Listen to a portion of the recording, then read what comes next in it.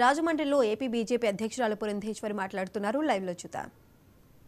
ఎక్కడా కూడా ఈ కులాల్లో ఉన్నటువంటి వారికి న్యాయం చేసేటువంటి పరిస్థితి మనం చూడటం లేదు.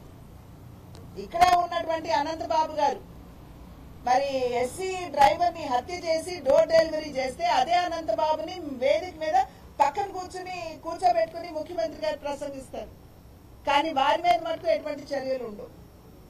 ఇవన్నీ కూడా ప్రజలు గమనించడం లేదు అని చెప్పి భావించినట్లయితే ఇది అవివేకమే అవుతుందని చెప్పి అధికార పార్టీ నాయకులందరూ కూడా గుర్తించవలసినటువంటి విషయం. ఒకానొక సందర్భంలో ఆంధ్ర రాష్ట్రం అంటే అభివృద్ధి గుర్తుకొచ్చింది. కానీ ఇవాళ ఆంధ్ర రాష్ట్రం అంటే తలలేని మొండల్లాగా రాజధాని లేని రాష్ట్రమే అందరికీ గుర్తొస్తుంది. అవహేళన కూడా చేస్తున్నారు.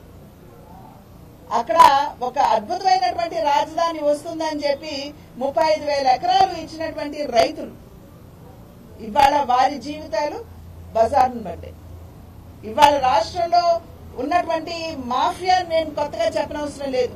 ప్రత్యేకించి రాజమండ్రి అంతా కూడా మనకి ఇసుక రీచ్లు ఉన్నటువంటి ప్రాంతం. ఇవాళ విపరీతంగా ఇక్కడ ఇసుక మాఫియా జరుగుతున్నటువంటి విషయం మనందరికీ తెలుసు.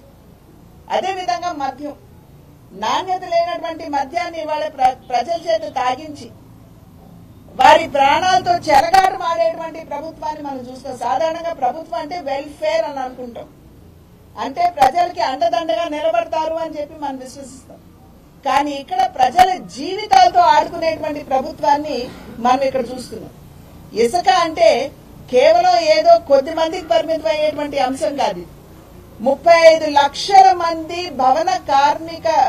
భవన నిర్మాణ కార్మికులు ఎవరైతే ఉన్నారు వారి జీవితాలు ఇవాళ రోడ్న పడ్డాయి. ఎందుకంటే ధరలు పెరిగిపోయినటువంటి నేపథ్యంలో నిన్న కూడా నేను ఒక క్రెడాయ్ అనేటువంటి సంస్థతో మాట్లాడుతున్నటువంటి సందర్భంలో వారు చాలా వరకు కూడా నిర్మాణాలతో సంబంధం ఉన్నటువంటి ఒక సంస్థ. వారితో మాట్లాడుతున్నటువంటి సందర్భంలో కూడా వారు చెప్తున్నారు ధరలు విపరీతంగా పెరిగిపోయి ఇవాళ పొరుగు రాష్ట్రాలకు వెళ్లి ఆస్తులు కావచ్చు, అదేవిధంగా ఇళ్లు కావచ్చు, లేదా ఫ్లాట్లు కావచ్చు కొనుక్కోవటానికి సన్నద్ధంగా ఉన్నారు. కానీ మన ఆంధ్ర రాష్ట్రంలో కొనుక్కోవటానికి ఎవరు ముందుకు రావటం లేదు. ఎందుకంటే ధరలు పెరిగిపోయాయి అని చెప్తున్నారు.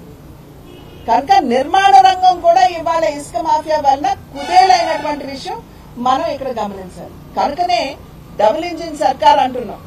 కేంద్రంలో ప్రజలు అందరూ కూడా ఆశీర్వదించినట్లయితే మన సర్వేలు అన్ని కూడా చెప్తున్నాయి నరేంద్ర మోడీ గారే మళ్లీ తిరిగి 3వసారి కూడా ముచ్చటగా ప్రధాని కాబోతున్నారని, ఎన్డీఏ కూటమి అధికారంలోకి రాబోతుందని.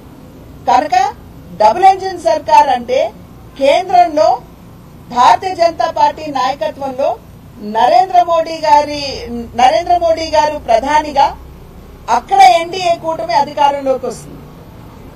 అదేవిధంగా 2వ ఇంజిన్ ఏదైతే ఉందో అది రాష్ట్రంలో ఈ అరాచక పాలనకి, విధ్వంసపూర్వకమైనటువంటి పాలనకి చర్మగీతం పాడాలంటే రాష్ట్రంలో కూడా ఎన్డీఏ కూటమిని రాష్ట్ర ప్రజలు ఆశీర్వదించి ఎన్డీఏ కూటమిని కనుక అధికారంలోకి తీసుకుని వస్తే ఖచ్చితంగా ఇక్కడ కూడా రాష్ట్ర అభివృద్ధి పట్టాన గాడిన పడుతుంది. అదేవిధంగా ప్రజలందరికీ కూడా ఇక్కడ న్యాయం జరిగేటువంటి అవకాశం ఉంటుంది. 80 కోట్ల మందికి ఇప్పటికే గరీబ్ కళ్యాణ్ అన్న యోజన కింద ప్రధానమంత్రి నరేంద్ర మోడీ గారి నాయకత్వంలో కేంద్ర ప్రభుత్వం ఉచితంగానే బియ్యం ఇస్తున్నారు. ఇప్పటి వరకు మాత్రమే కాకుండా రాబోయేటువంటి ఎన్ని అడిగినట్లయితే డబుల్ ఇంజిన్ సర్కార్ కాదు, ట్రిపుల్ ఇంజిన్ సర్కార్ ఇక్కడ అవసరం అని చెప్పి నేను భావిస్తాను. ఎందుకంటే రాజమండ్రి పార్లమెంట్ నియోజకవర్గంలో ఉన్నటువంటి సమస్యల నేపథ్యంలో ఇక్కడ కూడా ఎన్డీఏ కూటమికి సంబంధించినటువంటి అభ్యర్థుల్ని ప్రజలు ఆశీర్వదించవలసినటువంటి అవసరం కాదు, బాధ్యత వారి మీద ఉన్నది అని చెప్పి నేను గట్టిగా విశ్వసిస్తాను. ఇవాళ రాజమండ్రిలో ఉన్నటువంటి పరిస్థితి కనుక చూసినట్లయితే ఒక చిన్నపాటి వర్షం పడిందంటే చాలు 4